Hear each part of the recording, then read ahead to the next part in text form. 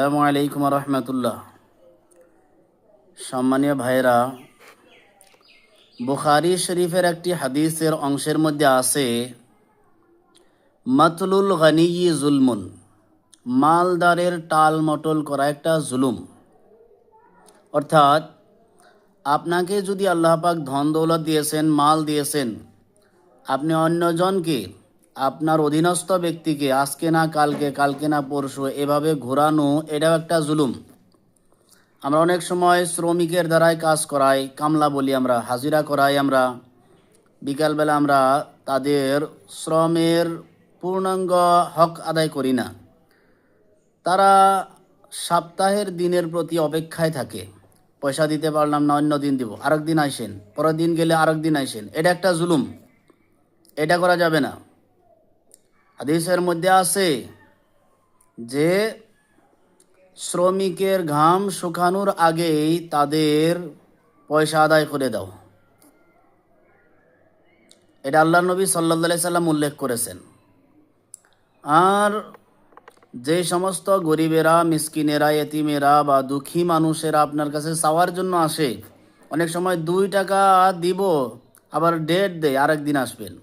2 টাকা 3 টাকা দিব, 5 টাকা দিব, এটার জন্য আবার তারিখ দেওয়া হয়। এখন 5 টাকা নেওয়ার জন্য কি আরেক দিন আসবে এই ফকির বেটারা?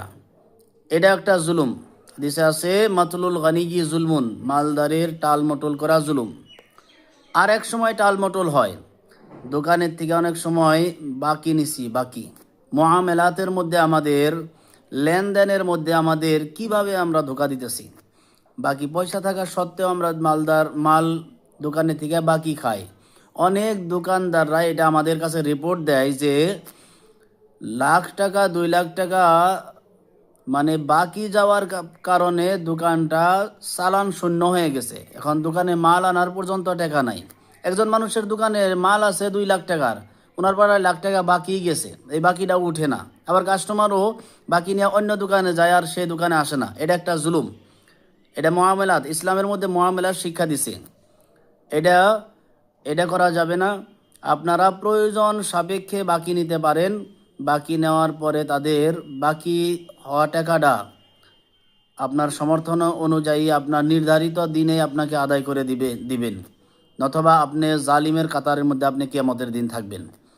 এভাবে অনেক সময় দেখা যায় যে আমি বাকি নেওয়ার পরে সে যদি পয়সা চায়, বিভিন্ন ধরনের কথাবার্তা আমরা শোনাই।